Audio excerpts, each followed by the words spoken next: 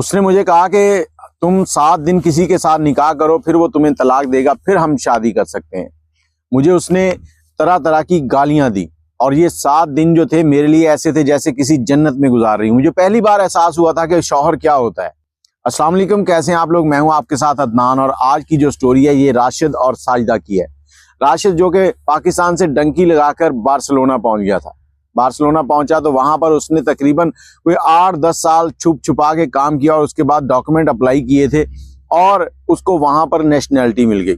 Nationality मिलने के बाद उसने घर पर आना जाना सारे मामला ठीक हो गए, घर पे बहन भाइयों की शादियां की। अब उसकी उम्र जो थी वो गुजरती जा रही थी, तकरीबन 35 साल की उम्र हो चुकी थी। घर पर आया तो माँ बाप ने कहा कि बेटा अब तुम भी शादी कर लो, तुम्हारे भी बच्चे होने चाहिए, तुम भी हंसो खेलो, तुम्हारी नस्ल आगे बढ़नी चाहिए। तुमने सब बहन भाइयों का बहुत ख्याल रखा, जो कि राशिद ने बहुत अच्छा किया था। अब राशिद के लिए लड़की ढूंढनी शुरू की तो लड़की जो मिली वो 2-3 गांव छोड़ के दूसरे गांव की थी। अब लड़की तकरीबन 25 साल उम्र है, साजिदा नाम है और घर में इकलौती बेटी है, एक भाई और एक बहन है दोनों। अब राशिद ने क्या किया कि इसके घर वालों को यकीन दिलाया कि मैं आपकी बेटी को वहां ले जाऊंगा, जैसे ही इसके डॉक्यूमेंट्स कंप्लीट होंगे तो मैं आपके बेटे को भी वहां ले जाऊंगा। अब वालिदैन ने कहा कि बेटी की जिंदगी भी अच्छी हो जाएगी और जो बेटा है वो भी बाहर चला जाएगा, उसकी जिंदगी भी संवर जाएगी, आने वाले दिन जो है वो अच्छे गुजरेंगे। तो वालिदैन ने ये कुर्बानी भी दे दी और साजिदा जो है उसने भी यही सोचा कि भाई जब बाहर आ जाएगा तो इसके बच्चे बीवी जो शादी करेंगे तो वो भी खुशहाल रहेंगे, मेरे माँ बाप भी खुशहाल रहेंगे, हमारे घर पे जो गुर्बत के साए मंडला रहे हैं वो खत्म हो जाएंगे। लेकिन किसको मालूम था कि आगे क्या होने वाला है। अब राशिद की शादी हुई साजिदा से, उसके बाद राशिद चला गया वहां से, उसने उसके डॉक्यूमेंट्स अप्लाई किए और साजिदा को भी बुला लिया। साजिदा जैसे ही वहां पहुंची है तो पहुंचने के बाद उसके ऊपर बहुत अजीबोगरीब सी पाबंदियां लगा दी गई। राशिद एक टैक्सी ड्राइवर था। टैक्सी ड्राइवर जो है उनकी कम्युनिटी बाहर के ममालिक में बहुत ही अच्छी है, स्ट्रॉन्ग है और अच्छी खासी इनकम कमा लेते हैं। ड्राइवर जो है, टैक्सी ड्राइवर बनना ये कोई आसान काम नहीं है दूसरे यूरोपीय ममालिक में। अब बार्सिलोना में टैक्सी चलाता था, बीवी जो है वो घर पे रहती थी और इनके दरमियान अक्सर नोक झोंक होती रहती थी। राशिद जो है वो शक्की मिजाज था और बीवी को तरह तरह की बातों के ऊपर गालम गलोच देता था। कहते हैं कि इंसान अनपढ़ हो कोई बात नहीं, लेकिन बेशऊर हो तो वो बहुत बुरी बात है। राशिद एक अनपढ़ भी था और शक्की मिजाज और बेशऊर था। बीवी के ऊपर तोहमतें लगानी, उसके माँ बाप को बुरा भला कहना, गालियां देनी, जब ज्यादा गुस्सा आया तो मारपीट भी करनी। तकरीबन 2.5 साल इसकी बीवी को वहां पर गुजर चुके थे। 2.5 साल के दौरान कोई ऐसा हफ्ता नहीं गुजरा था जब इनके दरमियान लड़ाई ना हुई हो। कई बार तो ये रूठ भी जाता था और साजिदा इसको खुद मनाती थी। अब साजिदा कहती कि मैं इसके साथ जो जिंदगी गुजार रही थी मुझे समझ ही नहीं आ रही थी कि ये मेरे ऊपर इसका फर्ज है गालियां देना, मुझे मारना पीटना, ये सारे काम क्या। मुझे तो पता ही नहीं था कि मोहब्बत भी क्या चीज होती है। शौहर के साथ जिंदगी की जो लज्जत है वो मैं कभी महसूस ही नहीं कर सकी थी। मुझे तो हमेशा इसका डर ही लगा रहता था और अगर कभी कभार ये मुझे कहीं शॉपिंग करवाने ले भी जाते और मुझे कहते कि तुमने किसी के साथ फालतू बातचीत नहीं करनी। कुछ ऐसी पार्टी जिनमें सब मुसलमान पाकिस्तानी कम्युनिटी के लोग आते थे, उनकी बीवियां भी साथ आती थी तो मुझे भी साथ ले जाते थे, लेकिन वहां पर भी मेरे ऊपर नजर रखते थे। मुझे स्पेशली कहा जाता था कि तुमने किसी के साथ फालतू बात नहीं करनी, अगर बात की तो तुम्हारी घर आके खैर खबर लूंगा। अब एक दिन से कह के गए थे कि आज मैंने कुछ दोस्तों के साथ पार्टी है तो खाना बना के रखना, मैं पिक कर लूंगा। लेकिन फिर मुझे फोन किया कि मैं एक सवारी को लेकर कहीं दूसरी इलाके में पहुंचा हूं, तो मेरे फलां दोस्त है अमजद साहब, वो आएंगे और उनको आपने खाना दे देना है और दरवाजा नहीं खोलना, बस हाथ निकालना, उनको खाना पकड़ा देना और उनसे कोई बात नहीं करनी। अगर कोई बात की तो फिर मैं तुमसे पूछूंगा। साजिदा कहती है कि मैंने खाना तैयार किया। खाना तैयार करने के बाद जब मैं इंतजार कर रही थी तो अमजद साहब आए हैं। अमजद साहब ने दरवाजा नोक किया, मैंने ऊपर से देखा, उनके साथ उनकी बीवी और बच्चा भी था। मैंने उनको खाना पकड़ाया और उनकी बीवी रिफत जो है उनको मैंने कहा कि आप अंदर आ जाएं। उन्होंने कहा नहीं हमें जल्दी है। फिर उन्होंने एक लम्हे के लिए कहा कि मेरे बच्चे को पेशाब करना है, अगर आप इजाजत दे तो। मैंने कहा जी आ जाएं। अमजद भाई जो हैं वो बाहर खड़े रहे हैं और उनकी बीवी बच्चे को लेकर वाशरूम आई, वाशरूम इस्तेमाल किया तो उन्होंने मुझसे 2-3 बातें की। उन्होंने कहा लगता है आपके शौहर काफी गुस्से वाले हैं। मैंने कहा जी ऐसे ही है, गुस्से वाले हैं। उसके बाद वो लोग चले गए हैं और साजिदा कहती है कि खुदा की कसम इसके अलावा कोई बात नहीं हुई थी। तो 3 घंटे गुजरे और मेरे शौहर का फोन आया। मेरे शौहर ने मुझे गालियों पे गालियां दी, वो अलकाब दिए कि जो मैं बयान नहीं कर सकती। मुझे बुरा भला कहा, मेरे करैक्टर के ऊपर उंगली उठाई और कहा कि मैं घर आके तुमसे पूछूंगा। घर आया, घर आते ही दरवाजा जैसे ही मैंने खोला है तो दरवाजे से ही मुझे मारता पीटता कमरे की तरफ ले गया। मेरे बाल खींच रहा है, मुझे मार रहा है अच्छे तरीके से। मेरी धुलाई करने के बाद मेरे और अमजद भाई के ऊपर बहुत सी तोहमतें लगाई। फिर मुझे इसने तलाक दे दी। मैं इसके पांव पकड़ती रही, गिड़गिड़ाती रही कि तुम मुझे माफ कर दो, मैं ऐसी नहीं हूं जैसी तुम समझ रहे हो। तो ये शख्स एक लम्हे के लिए भी नहीं समझ सका। मेरे वालिदैन ने इसकी मिन्नतें तरले किए, लेकिन इसने नहीं समझा कि वो क्या कह रहे हैं। फिर 1.25 महीना गुजरा तो इसने मुझे दूसरी तलाक दे दी। दूसरी तलाक के बाद भी मैं इसकी मिन्नतें तरले करती रही, लेकिन ये शख्स अपनी जिद पर अटल रहा। फिर इसने अगले 1.25 महीने के बाद मुझे तीसरी तलाक देने से पहले पूरी रात मेरे साथ लड़ाई की, मुझे ज़हनी अजियत में रखा और उसके बाद मुझे तीसरी तलाक भी दे दी। और ये 3 साल का जो अरसा था, इस दौरान अल्लाह ने हमें एक बेटी से भी नवाजा था। और इस बेटी के पैदा होने के बाद जो थोड़ी बहुत रिस्पेक्ट मेरा शौहर मुझे देता था वो भी देना छोड़ गया था। ये कह लें कि बेटी के पैदा होने के बाद मेरी जिंदगी और भी अजीरन हो चुकी थी। मैं कहने को तो एक ऐसे मुल्क में रहती थी जो बहुत ही अच्छा तरक्की याफ्ता है, लेकिन मेरा शौहर जो था वो कम ज़हन था, वो एक शक्की मिजाज था। मेरी जिंदगी अजीरन करके रखी हुई थी।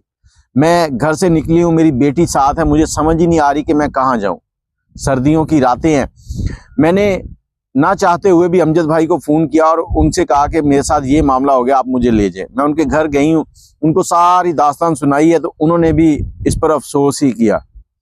अब मेरा शौहर जो है उसने अमजद भाई और मेरे ऊपर तोहमतें लगानी शुरू कर दी। तकरीबन इसने मुझे 2 महीने तक इसी अजियत में रखा। मुझे फ़ोन करता और मुझे तरह तरह की बातें सुनाता, जबकि मैं उसके निकाह में अब नहीं थी। अमजद भाई जो थे उनका एक फ्लैट था, उन्होंने वो मुझे दिया। उसमें एक कमरा और एक किचन था, वॉशरूम था। मैं वहां पर रहती थी और मुझसे वो रेंट भी नहीं लेते थे। तकरीबन 2 महीने के बाद एक दिन अमजद भाई, मेरा शौहर और उनकी बीवी जो है मेरे अमजद भाई की, रिफत, वो तीनों आए मेरे पास और मेरा शौहर जो है वो मेरे सामने गिड़गिड़ा कर रो रहा है। मुझे समझ नहीं आ रही कि ये मेरा वही शौहर है जो पहले था। तकरीबन ये कह लें कि जमीन आसमान का फर्क पड़ चुका था।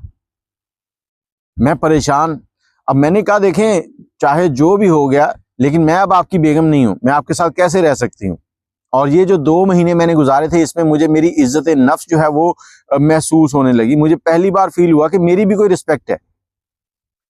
और ये जो मेरे पास आया था, इसने मेरे पास आने से पहले अमजद भाई और उनकी बीवी से कुरान पर हाथ रखवा कर हल्फ लिया था कि तुम लोग मुझे बताओ कि उसका कोई तुम लोगों के साथ कोई चक्कर नहीं है।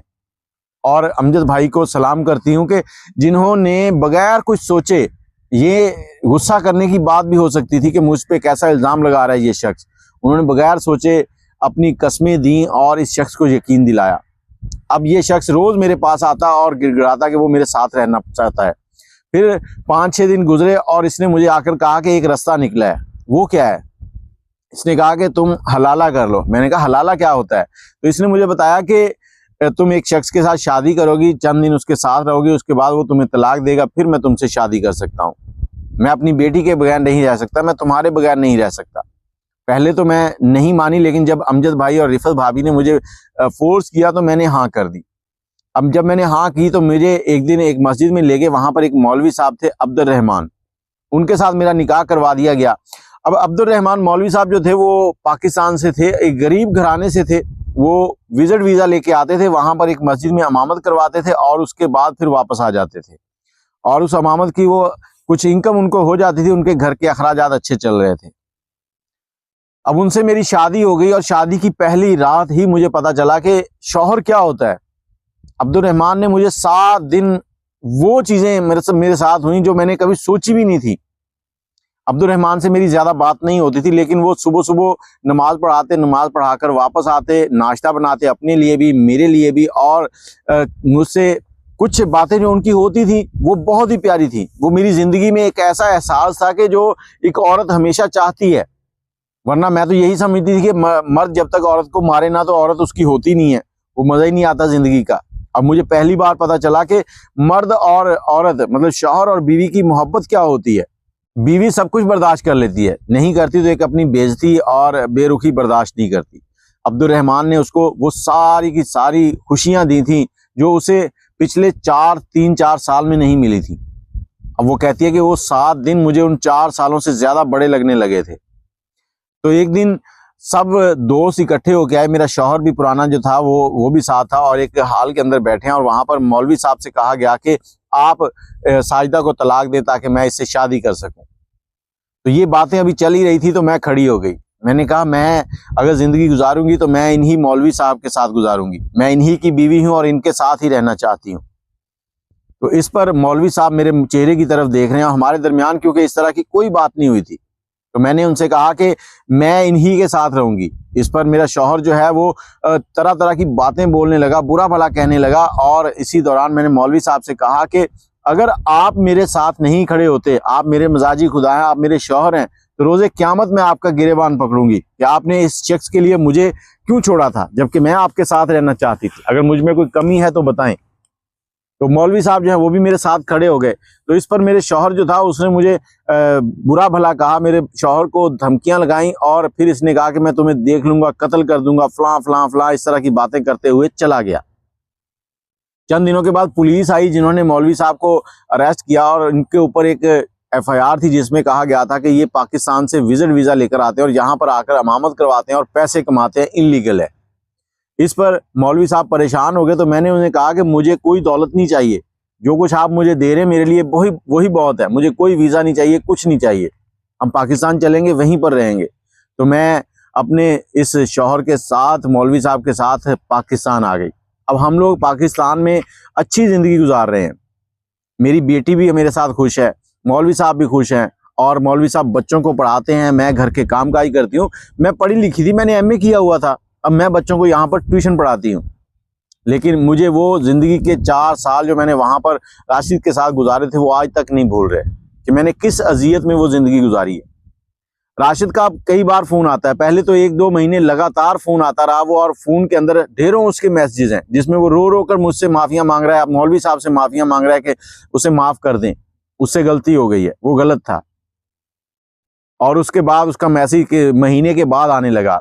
अब वो साजिदा बताती है कि पिछले महीने उनके दोस्त जो अमजद साहब थे उनकी कॉल आई थी, उनकी बेगम की।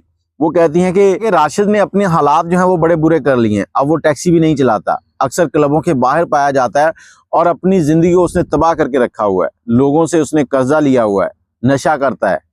अब साजिदा कह रही थी कि मैंने आज तक कभी उनको कोई बद्दुआ नहीं दी, मैं तो उनका शुक्र अदा करती हूँ कि उनकी वजह से मुझे अब्दुल रहमान जैसे नेक और बाइखलाक और बाशऊर शख्स मिले जो मेरे शौहर हैं। मैं इनके साथ ज़िंदगी की हर खुशी इंजॉय कर रही हूँ, मुझे ऐसे लगता है कि जैसे मेरी जन्नत यही है।